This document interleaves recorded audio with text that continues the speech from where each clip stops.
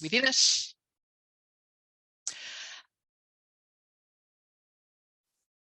Oh, and sorry, that's going all over the place.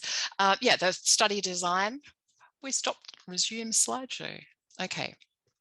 The navigating the studies and deciding which one you'll offer, because I know that that's a pretty immediate thing for a lot of people, having to think about what you're going to be doing next year and making some of those decisions now, even though you don't have a lot of information. The implementation, what's going to happen from the VCAA's point of view, and the timeline for provision of VCAA materials, and where and when and where to ask further questions. So the review process has taken place. It took longer, of course, because we were interrupted by, what was supposed to be a one-year process actually took 2, with all the delays that we faced in the meantime. But the consultation draft elicited lots and lots of responses. I was really pleased to be able to have the feedback from the presentation with Amuse last year, middle of last year. And I thank you all for your thoughtful responses. We had lots, and that was really helpful. The panel and writers responded, had to respond and show that we had looked at all of those responses and taken them into account, which has been really useful process.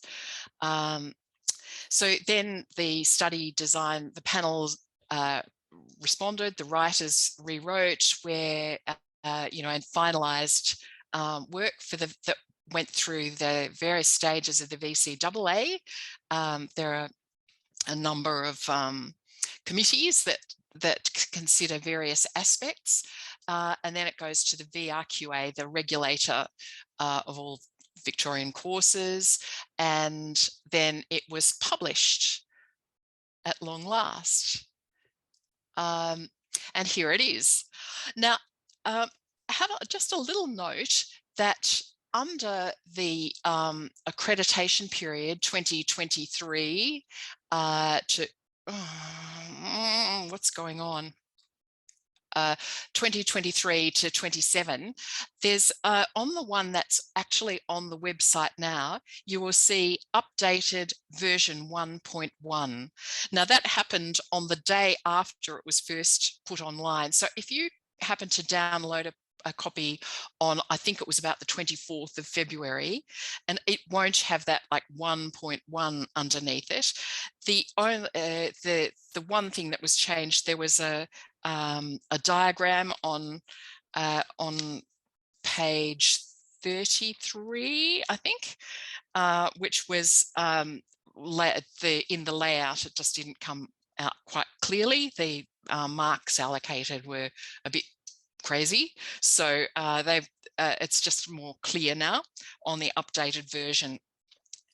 It wasn't notified separately, so that's the version that was on screen on the site when the formal notification went in the bulletin about 3 weeks after that. So any other anything that happens to change from here on will certainly be noted in the bulletin and notices to schools. But if you keep an eye on that little updated version 1.1, that's the one that we are working with. The biggest question that I've been asked so far is, where is the study summary?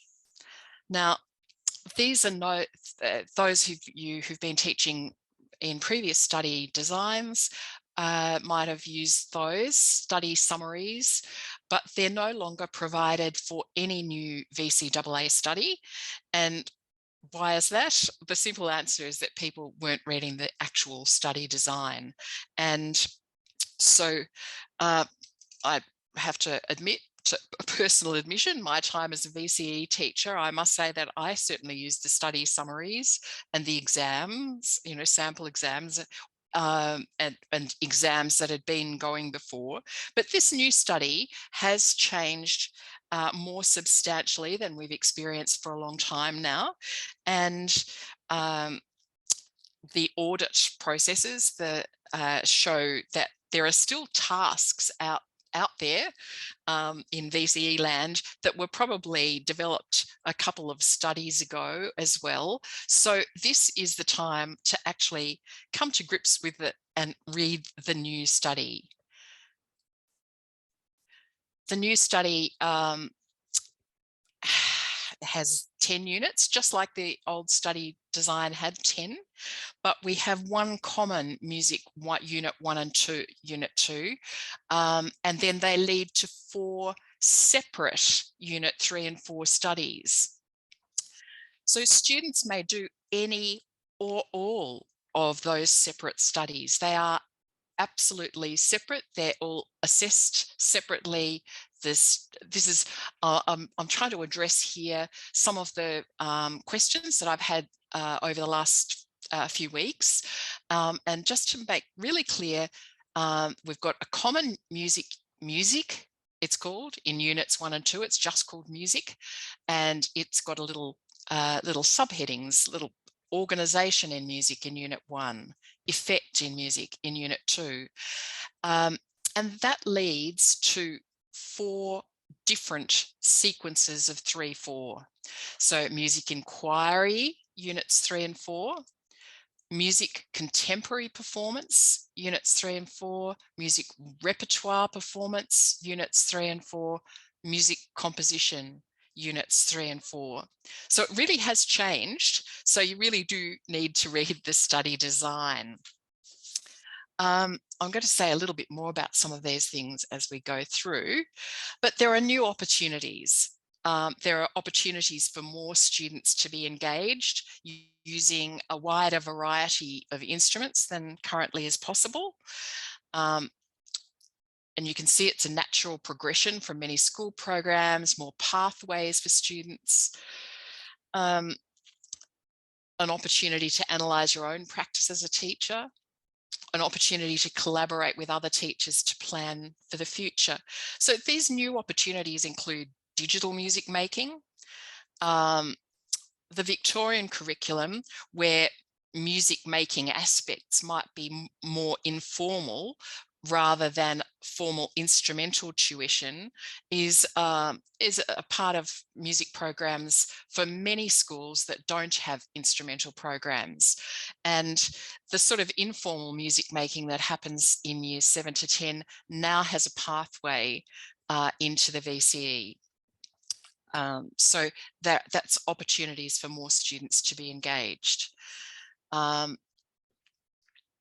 You need to think strategically, I guess, about these potential opportunities. There are still 2 performance-based studies, 1 composition-based, but now this real music making option for those who've come through the classroom program as well. You want to think about your school, your own situation, and think how you can make use of these opportunities, because not all schools are going to be offering all studies. They don't now, and that's not the expectation. You want to be thinking about what's the most appropriate for your students. So schools select which studies to offer, considering your student cohort, your pre-existing programs in years 7 to 10, and maybe this is an opportunity to be thinking about planning new electives in years 9 and 10 if you can see that there's another pathway, or that may increase at least your unit 1 and 2 enrollments in that more general music program that's doing some preparation for all of those levels. The schools might have they've got to consider their instrumental programs, they've got to consider the available teachers and the skill sets, the available resources, whether there are practice rooms, breakout spaces, what kind of things that you can do with the resources that you have. The school culture is going to be part of that, and possibility of combined classes, how that might work. And I know that many of you combine classes already, but Not all studies will be on offer at all schools. Some schools do have arrangements with partner schools or nearby schools to provide one or other study for each other. And that certainly happens, say, for instance, in the drama and theatre studies space. You know, one school will offer drama and another theatre studies, and the students from those two schools will go to each other's school to do that. So that's that happens in some of our other studies. And some students also take the virtual school Victoria option for a music study if there aren't the number of opportunities within their own school. For instance, you know, that's been one of the biggest providers of music style and composition over many years. And the other thing to remember when you're thinking about your planning is that the duration of each unit, at least 50 hours of scheduled classroom instruction over a semester, but it can involve classroom music, instrumental lessons, master classes in real time or online, Okay. and designated ensemble rehearsals as well. That's out of the study design, page 9. So there are ways that you could schedule your classroom time so that not all students are involved all the time, given that they're perhaps having an hour with an instrumental teacher over that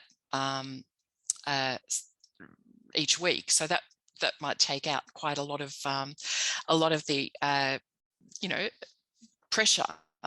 And when we have to think about the balance of the classes as well. I'll say a little bit more about that later, but I do encourage you to read the introduction. All the units in the study design are based on the scope, rationale and aims that are on page 7 and 8. It gives you a really good understanding of it's been planned as a whole, not as 4 completely separate things. And I think that comes out in the units 1 and 2, where all of those options are being thought of as potential directions for students. It gives them an opportunity to think where they might go in the following year. The safety and wellbeing information that's there is also important for all students, particularly in music classes where they're involved in, you know, carding instruments, sound levels, all sorts of things. There's the VCAA sources of information about compliance and assessment. And one of the more frequently asked questions that I get is about duplication, for instance, that the rules regarding that are on pages 9 to 13, and they're common across all the different VCE studies, so that what you use in one unit in one study can't, if it's been assessed in one unit in one study, can't be assessed in another unit. So that those are kind of clear VCAA rules. Cross-study specifications define the various terms that are used throughout the study. So there's a wealth of information that you're going to need to help you unpack the units. So do take the introduction seriously. It's not just there because it's there as a foundation. So the study design itself, and I feel like this is a really important thing for everyone to understand as you begin this process. The study design sets the student outcomes and the assessment requirements, what they need to be able to do and how they demonstrate that knowledge and skills. That's the curriculum and assessment part. That's the VCAA, the Victorian Curriculum and Assessment Authority. The other bit is the teacher and the school. And that's where it's determined how they teach so that students can reach those outcomes, they can achieve those outcomes. So that's the pedagogy. The VCAA doesn't tell you how to go about your teaching. There are so many ways that you can approach music education, and that includes it at the VCE level. And so we don't specify how that has to happen. So the study design, I'm going to briefly go through these. I did do this last year briefly with you, I know, but it's just a quick refresher that we have the scope, the rationale, aims, and the cross-study specifications, which I've just spoken about. We have units, and in each unit there are areas of study, and in all the music units there are 3 areas of study. There's key knowledge and key skills associated with each area of study, and that results in an outcome. The knowledge and skills from an area of study help you to reach the outcome. And the outcomes are tested and examined in various ways. Some are S&N, some are from school assessed coursework, some from examination externally. And to satisfactorily complete a unit, you have to complete all the outcomes to a satisfactory standard. So that's just a little refresher. And if you're thinking about organising and planning, then you want to be thinking about the area of study, the key knowledge and key skills, and the outcome.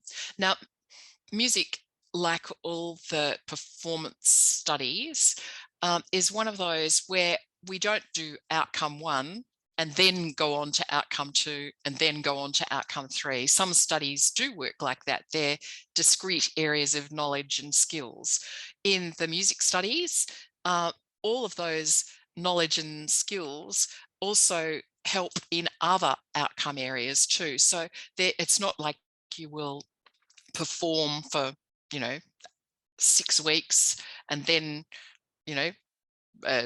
do some performance, some rehearsal for 6 weeks, and then do the, some listening and other music language things separately. You're doing all of those things at the same time, and it does mean that your planning document looks different from probably the English teacher's planning document.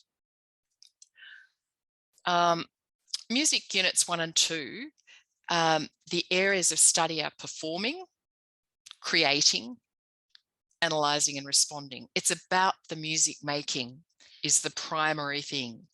All instruments are possible, including digital. There's no barrier to those who are experiencing learning an instrument for the first time.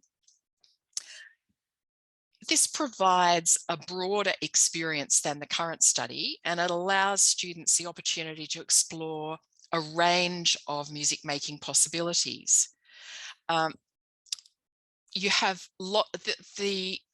what's there in the study design in units 1 and 2, the key knowledge and key skills are at the basis. That's the sort of where you have to get to, but there's nothing to stop you extending far beyond that. And that's what all good teachers do. Some students will have a lot more experience than what's listed there in the key knowledge and key skills.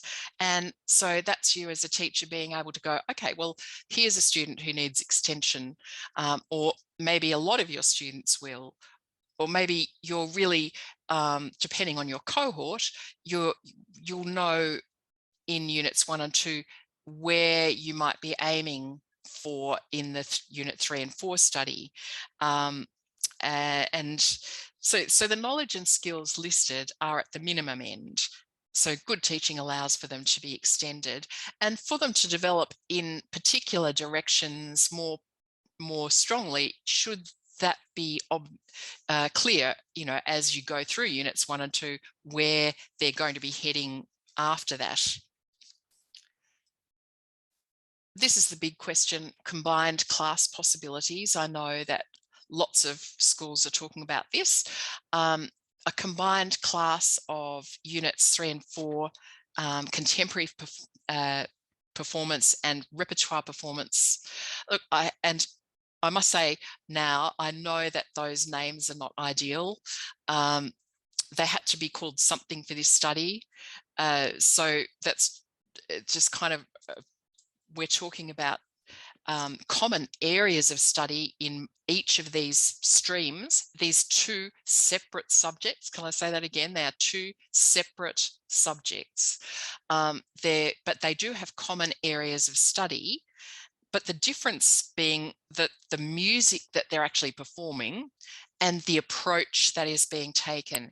In contemporary, we're talking about a performance practice that includes embellishment and or improvisation, uses collaborative and oral processes in learning, often takes recordings as a primary text, projects a personal voice. Any instrument could take that approach. It's not confined to a small, it's about the approach, not about which instrument it is. And repertoire is where it focuses on where the recreation and interpretation of notated musical works. So an instrument for which there is an established repertoire of notated works. They have a common organizational structure in this study. So you'll see that there are a couple of big differences. So, but they certainly will sit well together. The contemporary, of course, I know people are wanting to know about exams and exam requirements. The exam specifications have a whole process to go through before they're formalized, and that won't happen till later in the year, and then sample exams will be developed. And that's the same approach taken for every VCE study. So the exam specifications and sample exams should be up before the end, or about the end of this year. I'll show you that later on.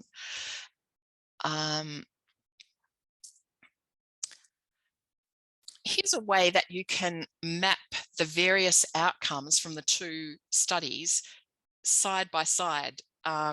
Look at the knowledge and skills and check that they actually sit together. It's the approach that's to learning and playing that's the difference, but the actual performance aspects are basically very similar to what you would have already been doing if you've been teaching a variety of instruments and or groups in your classes already in music performance. It's just that there are two separate studies that are possible. But if you have a look at outcome one, and this is probably too small to read off the screen and it hasn't all been able to fit here, but you can see that there are the performance skills are very similar in essence. It's the music that's being different and the way that they're interpreting or conveying those works.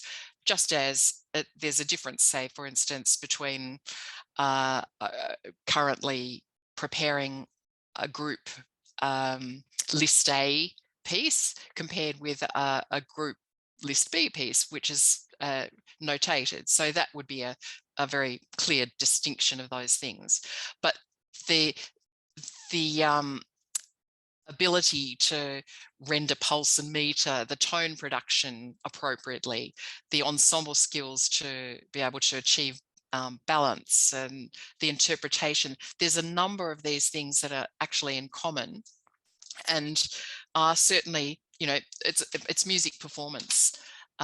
It's music contemporary performance and it's music repertoire performance, and students side by side would be learning from each other, and that would be just a matter of making clear the knowledge and skills for each set of students. In outcome two, if you have a look at the knowledge and skill, or the skills, so these are the skills, so have a look at the knowledge, have a look at the skills, but side by side, this is in outcome two, the analyzing for performance is very, I don't want to say it's like, people just say to me, oh, it's the tech sack. It's much more than that. It's about preparing for performance. It's about all those, it's analyzing for performance. It's having a look, if you're a repertoire performer, have a look at the scores that are being prepared. What's in those scores? listen to interpretations of works that you're perhaps selecting to, have a listen to how the performers use the score, but also put their own stamp on that appropriately within style. It's about, but then on the other hand, it's also in contemporary, we're experimenting perhaps with a range of different interpretations and having a look at approaches of reimagining a work, an existing work. Those parts, those particular issues will be unpacked further in further material that the VCAA will release. But this I'm trying to give you at the moment your opportunity to be able to sort of think, this is the study, these are the two studies that I'll do, this is how I'll combine them and offer them in this unit. So this is, I guess, what the first step. In Unit 3, Outcome 3, in contemporary performance, you've got identification and treatment of elements, concepts, and compositional devices in a range of contemporary music excerpts. There's a similar listening thing here in repertoire performance, and but you'll be able to. There's no reason why students shouldn't be listening to a wide variety and being able to comment on elements and concepts in musical works. They can be doing some of this work together. And similarly with some of the music language, you'll notice some of the differences there in this responding outcome 3, responding. There are the common material just is maybe expressed differently. The new repertoire Outcome 3 is actually very similar to the current music performance. The contemporary course makes more demands on hearing chord progressions, for instance. Note in both areas, and in actually throughout the study design, there's use of identify, recreate, and notate, or sometimes document. And those are unpacked a little bit further in the cross-study specifications from the earlier section of the document. And these differences will be certainly explored a bit further in the implementation material too. But identifying doesn't necessarily mean from a page. Identifying, we're listening, we're recreating what we might have heard. So, playing back, actually recreating it musically, not just writing it down, for instance, in both contemporary and repertoire. So having a look at these things side by side is possibly a really useful thing to be able to do. And I wanted to just show you the commonalities here, that outcome 1 is the performance outcome. Performance is externally assessed 50%, and there's 2.5% school assessed in there. And the analysing for performance is school assessed at 17.5. It's not assessed externally, but of course, so much of what goes on here is contributing to your outcome 1 as well. So in effect it is, but that is a whole lot. That's 70% of the course. That's no different really from the current situation. And it's 30% that's the slightly different final outcome, responding, which is actually still got a lot of similarities. So just keep those things in mind, and that's pretty important. It's called performance for a reason. The outcome 3 is only 30% of the work of the assessment, and probably the balance in the classroom for a student doing a performance subject should be similar, or the balance of the time that they're spending on these things. So you do need to be thinking about that. One question that people have asked, probably my most frequently asked question, is, will you need a partnership if you have a combined class? If you only have, a class of 8 and, 4 of them are from contemporary and 4 from performance, for instance. The current advice on page 45 of the VCE and VCAA Administrative Handbook says that recommends that schools with fewer than 5 enrolments in any study, VCE study, form a partnership with another school to enhance the curriculum provision or assessment arrangements for students. It gives the students better opportunity if you're in a bigger cohort. So the more students in the cohort being assessed, the greater the range of ranking is possible. So it may be, if that's the case, that you would have 2 partnerships, because they are 2 separate studies, and the students eventually are going to be ranked in 2 separate cohorts. So you might just partner with, lots of schools are going to be in the same position then, needing 2 partnerships. So partnering with one teacher who also has a class like that is probably the ideal way to go, because you'll still be only dealing with the one person, but with the 2 studies. And the partnership could be really quite helpful as you develop assessment tasks for the new study as well, and really working on that. The opportunities are really there. I do want to stress the importance of, the partnerships. There are other, if you read the rules about partnerships, there are ways that you don't have to do partnerships. They're not compulsory, there are ways out of them, but there's a lot of advantage to having them, because VCE scores are determined by ranking student achievement in demonstrating the knowledge and skills for the outcome being assessed. So if it's a school assessed outcome, you're ranking your students in their demonstration of knowledge and skills. And then you want to have a look at, you want to have the opportunity for every student in your class to be engaged in that process. You want the most able student in your cohort to be able to show what they can do. It's not really, we all want every student to get 10 out of 10 because that shows that we've taught them well, but that's not what this is about in VCE. It's ranking, it's giving that group that could have got 10 out of 10 something harder to see who could go the furthest. You want to stretch them at the top, but also give the lower end access. And to do that, you really need to set a task that's appropriate for the cohort of students that you have. Perhaps if yours are the sort of more average classroom, you might not be setting the same standard of work as somebody from a selective music environment, for instance, but they're also ranking their students, and then the statistical moderation comes into play. And I would really encourage you to have a look at these things at the moment. I know teachers are time poor, and you kind of really want to go, oh, I want to just get on to all of this, get the study sorted out.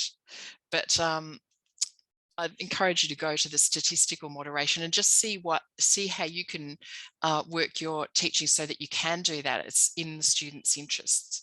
This is another question I've had quite a bit. Will the marks in these studies go up or down? The ATAR is calculated by VTAC, not by the VCAA. It's for the use of tertiary institutions to compare overall achievement. And the scaling,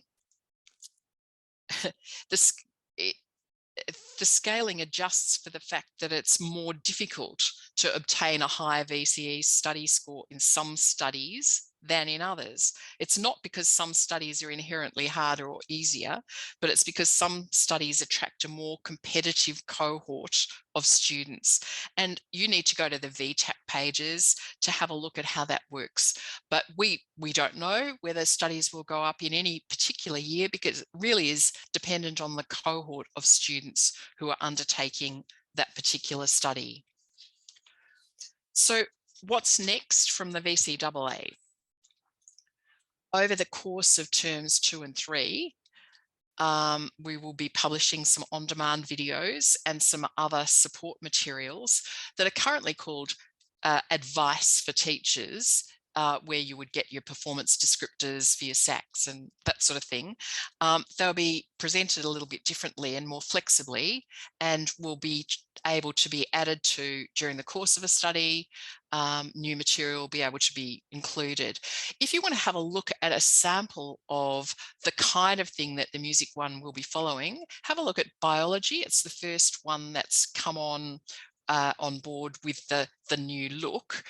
Obviously the study doesn't work, but it's having its first year right now, and it was the first one to be able to be presented in this sort of new way, which should be much more accessible than the current advice for teachers. And it will be gradually added to as various things are ready. The examination specifications and materials come after the 2022 exams. That's VCAA policy. Any changes are announced in the bulletin, notice to schools, and when publications come up. And also ongoing, there are ongoing opportunities to be involved in assessment and exam panels, and I'd encourage you to have a look at those. You have to register in that very clunky SSMS to be able to apply for roles. So not that there's things right now for the new study, but if you want to get familiar with the new study quickly, that will be a place to go to start becoming an assessor and start getting access to those sorts of things. There will be a prescribed list. If you've read the study design carefully, you'll see that in repertoire performance, there is a requirement to for one work to be performed from a list, from a short list. So those lists will be released much smaller. There will be some sample programs also put out, as currently there are sample programs, and I would anticipate that those things will come towards the end of term 3. But remember, it's only one work that will be required from a particular list. And there will be a process of application for instruments that don't have a list, but the requirements for that will be gradually coming out as well. So what can you do next? I can't say more strongly. Read the study design in advance of the implementation advice that's coming out. Read the study design. Look, it's in Word format, so you can kind of like you know, cut it up and compare sections like I did with those outcome with the knowledge and skills. Look at the different possibilities that are relevant to your particular situation. Look at the possibilities for new enrolments in music in year 9 and 10 electives. Advertise those possibilities to students. You might want to adjust your 9 and 10 electives in the future so that you can have another stream of music makers at your school. Look at the knowledge and skills required for an outcome and think about how will your students acquire these sets of knowledge and skills. Think about what that's your sort of curriculum,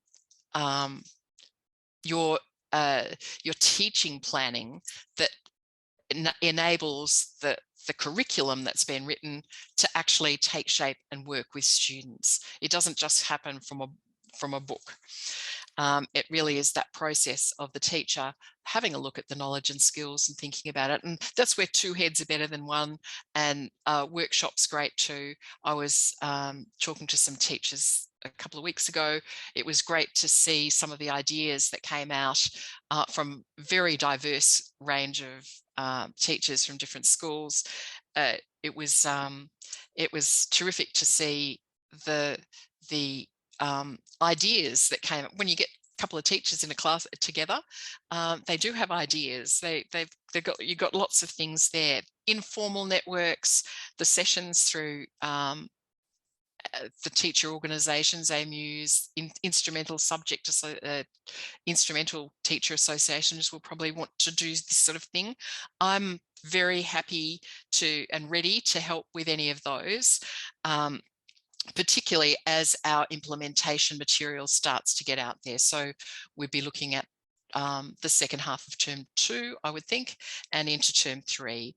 But email me your specific questions for your particular situations. And I know that there are so many very specific situations in schools with music, you know, that it's been developed over different ways. Different people have different ways that they have to offer. But also, I hope that you can be letting your school leadership know that these are big changes and that it would be great for you to have some support, some time in your professional learning time. I know that people don't want teachers taking professional learning days, but, you know, I hope that you can have that conversation at least with your school leadership about the planning that can go into this, and see if you can team up with other teachers. But do email me your specific questions, particular situations, and also the bigger picture ones. I will get back to you when I can about specific things. I always do try and get back to people quickly, but I just to let you know, I have been the curriculum manager for all of the performing arts, for music, dance, drama, theatre studies, all of those studies. And I have just in the last couple of weeks become part-time, and I'm just doing the music now, which is very exciting for me to be doing the one that is my background. I am part-time though, and as is Meg Upton, who's the other performing arts curriculum manager. She's handling the dance and drama side, but my general days will be Monday, Tuesday, Thursday, or Monday half a day and Tuesdays and Thursdays, because I am half-time. But that hasn't quite worked out yet, and I can't quite see how that's going to work out for a little while. But if you don't get a response immediately, it might be that there's a day in between, and some of those questions I know that I will have to take on notice, and they're a bigger conversation or they'll be to do with what happens now really with exam specifications. For instance, our exams unit and our assessment operations people become very involved too. So it's not just resting in my office to make those decisions. So I think that's all I want to say right now. I'm going to my email address, margaret.arnold@education.vic.gov.au. It's on the website. I'll stop the share. And